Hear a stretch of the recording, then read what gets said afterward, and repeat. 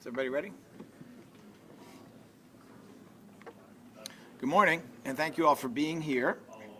You are standing in the Philadelphia DA's Office Election Protection Task Force.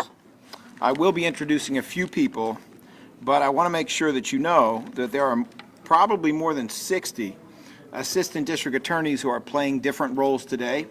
Many of them are available to go out if there are complaints in the community to help investigate them, sometimes to resolve them depending on the situation. There are others who are here, as you can see behind me, who are actively answering calls coming in from polling places or coming in from the community. And then there is a smaller group who have really been very, very involved for quite some time with the work of the Election Protection Task Force going back a few months. And I do want to make sure that I introduce some of them. One of them is Vincent Corrigan, who is actually working behind me. He's in the thick of it and directing things right now. We have with us Tom Gaeta, that's G-A-E-T-A. We have David Napiorski, N-A-P-I-O-R-S-K-I. We have Brian Collins. We have Shoshana Silverstein, that's S-H-O-S-H-A-N-A Silverstein. And we also have Matt Stigler, S-T-I-E-G-L-E-R. I think I got that right. And then yours truly. We are going to be giving you a little bit of an update. Mostly we'll be hearing from Mr. Collins and Mr. Stigler with reference to the update. And I think what you will hear in essence is the following. From Mr. Collins, I think you will hear that there are no arrests at this time, that there have been a number of calls. We always get quite a few. What seems to make this slightly different than before is some of the behavior, even though it has not yet resulted in an arrest, is a little bit more aggressive than what we have seen in the past, and that provides a couple of insights. I'll get to one of those insights at the end, but it does provide a couple of insights, and I think what you will hear from Mr. Stigler relates primarily to the illegal use or potentially illegal use of recording equipment in certain contexts, something that we are not going to allow, but he can give you some information. Once again, there's not an arrest yet at this time. I'm going to take this opportunity to have Brian Collins come forward, and then with no further introduction, Matt Stigler, and then I'll come back up. I have another couple comments and we'll take questions. Mr. Collins.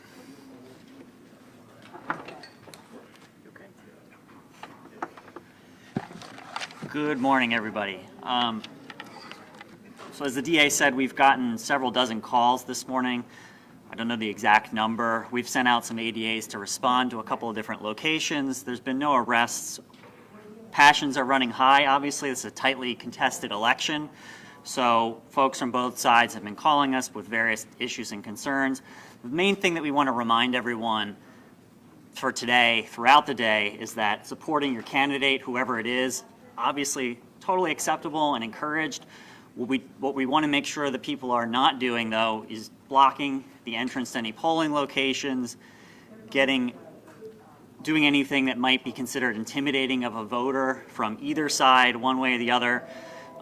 That's what we want to make sure that we avoid. We have gotten a couple of calls of people actually physically getting in the way of an entrance of a polling location. That's not something that's allowed. You've got to be 10 feet away from where the voting is happening in order to promote your candidate or your side or your issue, whatever it is, was president or someone further down the ballot. That's the main thing we want to make sure that everyone knows about and understands. So far, we've been able to explain this rule to everyone that we've responded to. All the situations that we've had have been able to be resolved amicably without anyone having to be arrested or anything like that. Once folks understand what the rules are, everybody seems to be abiding by them so far. But if there's any issues that come up, we're continuing to encourage people to call our hotline, which is 215-686-9641. If anybody sees anything that is concerning that they want to report, you can report to that number. If anybody encounters any issues which are either physically violent or threats of physical violence, that's a call to 911 so that there can be an appropriate response. That's the update that I have so far this morning, and I will ask Matt Stigler to come up and give his update.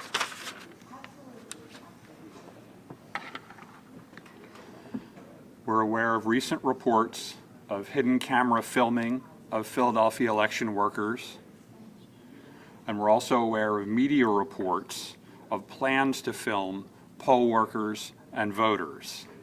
We are monitoring this situation closely. Criminal violations that interfere with voting, including violations of Pennsylvania's Wiretap Act and its election interference law, will not be tolerated. If you see any potential illegal activity, report it immediately using 911 or the election task force number. Now let me be clear. Philadelphia voters can be confident that they will be able to vote today safely and securely. Thank you. All right, a couple more comments. First of all, call us, 215-686-9641. 215-686-9641. That is the number here for the election task force. It allows us to enjoy the excellent work of all these great assistant district attorneys and an awful lot of DADs. What's a DAD? That is a district attorney detective. These are police officers who work in this office or are detailed to this office, and they are with us every step of the way in the work that we are doing today. Their assistance is crucial. It's very important. And needless to say, we also have the partnership of the Philadelphia Police Department, the FBI, and others in law enforcement who are here to make sure that these elections are free, are fair, and are final. We want witnesses. We want the truth. We don't want nonsense. And I want you to know we do not have reports of anything that looks like voter fraud. We do not have any serious indication of voter fraud. We do not expect to have it, but if it's there, we want to know about it. We don't want to hear a bunch of crazy fiction later about how things happen. This is the time. You got an issue, bring it to us, show us the evidence. We are here in an even-handed fashion, but we have seen no evidence of that so far today. We have seen no evidence of that in prior elections. And let me just say, if we start to hear about it at 9 o'clock after the polls are closed, you should be rightly suspicious of what you are hearing. Now, I found myself, to everyone's surprise, getting a lot of attention yesterday over something I said. And I came in this morning only to find that these hardworking members of the Election Protection Task Force had gone out and printed up a T-shirt just so people will understand how serious we are, that we are not going to tolerate interference with a free, fair, and final election here. Ya McNeil, who is an assistant district attorney in this office for the last 4 years and has done a fabulous job in this and many other capacities, is here to let you see that T-shirt, which says, protected. I think it's kind of in the shape of one of those home protection shields that you may see. Protected, and then at the bottom it says DAO Election Task Force, and then in the middle it says something else. Let us be clear. Anybody who tries to mess with this election, intimidate, buy, bully, anybody who tries to do that, F around and find out. We absolutely will follow through with what we said yesterday. There are handcuffs, there are cells, there are courtrooms, and there are Philadelphia jurors who are definitely going to want to know why it is a person tried to erase their votes, block their votes, bully their votes, or take away their votes. We're voting in Philly. We're voting our conscience. We're voting for whoever is our favorite candidate. And if you don't like that, F around and find out. Thank you very much. Are there questions? Questions on point? All right, let me see. Nikki Dementri and Brad Now. Can you talk to us about, 2020, we saw a lot happen here in Philadelphia. What did you take away from that election cycle to use for today and heading in? This is not going to be over today. This is going to take several days. So what are you guys going to be looking at over the next several days? Well, I remember 2020 very well. We had a strong effort at that time. We approached it in a similar way, which was to make sure that everyone was aware of how they could bring evidence to light, that everybody was aware that we were all, along with our partners, very serious about this, and we did not have a whole lot of problems on Election Day. We did have a problem shortly after Election Day, one that I was informed of initially by the FBI.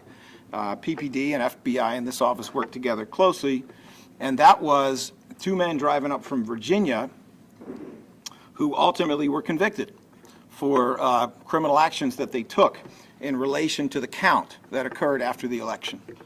Those two men came up in a Humvee. They had a number of firearms, a couple on their hips. They had, if I recall, an AR-style rifle with over 160 rounds of ammunition in the back. And they went to the location where votes were being counted, started doing things on social media, but ultimately, even getting out of the vehicle with guns on their hips was a crime, and they have since been convicted for those crimes and are on supervision now. We weren't playing then. We're not playing now. I am happy to say that the effort at all levels of law enforcement has been going on longer. It has been more extensive. It involves more people. The effort in this office has been very proactive, and frankly, a lot of the people who were talking to me 4 months ago about how we have to start early, a lot of those people are standing behind me right now because they understood how important it was. So, you know, I am very hopeful that just as with last election, we did not see any serious incidents on Election Day, that will continue today. I'm very hopeful that there will be no evidence of any kind of significant voter fraud, but if it's there, we're going at it. I'm telling you right now. And I'm also very hopeful because there have been some things put in place. I'm not going to talk about what they are, but there have been some things put in place to make it more difficult to try to mess with the count. I'm very hopeful that we are going to have an even smoother situation. Will that happen? I don't know. But, you know, if people want to break the law, there are consequences. All right, John Turner, 6ABC. Yes, sir. Claudia Vargas, NBC 10. Yeah, I just wanted to clarify. The reports of the hidden camera filming, is that just reports, or did you guys find any evidence of that so far? Matt? It's reports at this time. There were posts on social media that included video. Okay, so are you guys going to do any more investigating on that? Is there We more are, leading to them? what I can say now is that we are closely monitoring that. And then, Mr. Diaz, as always, if you don't mind just summarizing a little bit of what you said in Espanol. En español. Okay. Estamos aquí en el cuarto donde tenemos el grupo que hace la protección de la elección. Estamos aquí para decir que todo el mundo necesita votar, votar sus conciencias y que vamos a proteger sus votos. Votas. Is it votos or votas? Votos. All right, let's try that last one again. Y estamos aquí para asegurar que tengan sus votos. ¿Qué problemas han tenido por ahora? No hemos tenido problemas serios. En realidad tenemos unos reportes, pero nada serio. Estamos aquí para asegurar que personas no hagan... boy, all right. It's been a long day. Early, long day. How do I say videos or record? Video. Videos. Mario, you should help me here. You want to help me? Yes. Okay. All right. Estamos aquí con la directora de Servicios de Víctimas, María de la Cruz, quien va a asistirme con mi pobre español gringo, Mariel. Gracias, D.A. Krasner. La pregunta fue que estamos haciendo aquí como un summary de lo que estamos haciendo ¿Qué acá hoy. problemas que han visto por ahora? Los fiscales acaban de decir que hoy estamos aquí para que hagas seguro de que las votaciones de las personas que estén votando cuenten y que no haga fraude y, han mandado como videos diciendo como que van a intimidar a las personas en votos y eso. Entonces la oficina se está encargando con el grupo de los abogados y las personas que están acá en el teléfono de que no se haga, se haga fraude durante el voto. Gracias. All right, let me see. John Mulaney. Not at this time, sir. All right, thank you. Elaine Fisher. Mr. Cipriano, big trial. Got a simple question that deserves a simple answer. How much are you paying John Summers and his law firm of Hangley, Berenger, Siegel, Pudlin? Do you have a question that's on the topic, sir? And his American. Do you have a question on topic? So you're saying taxpayers do not deserve to know how much you're spending of their money on lawsuits that you have 300 lawyers in your office that you could use when you're not using them? That's what you're saying. BBC, Mr. DeBusman. You answered my question. Thank you. All right, thank you. Mark Morales, CNN. Hey, how are you, sir? I'm well. Two questions. One is we heard about a situation, we got a press release from the RNC saying that four poll observers this morning were asked to leave the poll locations, 3 of which eventually came back. Obviously, we don't know a ton of details about this, but was wondering if this is something that you or anybody else on the dais might have heard about this and can fill in some of the gaps. And you mentioned earlier about the aggressiveness of what you're seeing from voters. Could you be more specific as to what you mean by aggressiveness? And I know we've gotten anecdotally there were people that were trying to stand in front of the poll locations and not let people in, but are we counting that plus the reports of the videotaping? Is there anything else concrete? Like has anybody been pulled apart? Threats of like physical violence? Anybody getting in anybody's face? Anything like that? Well, let me try to address your first question first, if I may. So, if I understand you correctly, you're saying that the RNC has a complaint about 3, I presume Republican poll workers who were supposedly told that they had to leave the polling area. Do you have any more specifics? For example, location or names or anything of that sort? No, that's all I got. What I can tell. And then 3 of them were allowed to come back. So. Well, okay. There is a report that is somewhat similar, although not identical. So let me give you the information I have.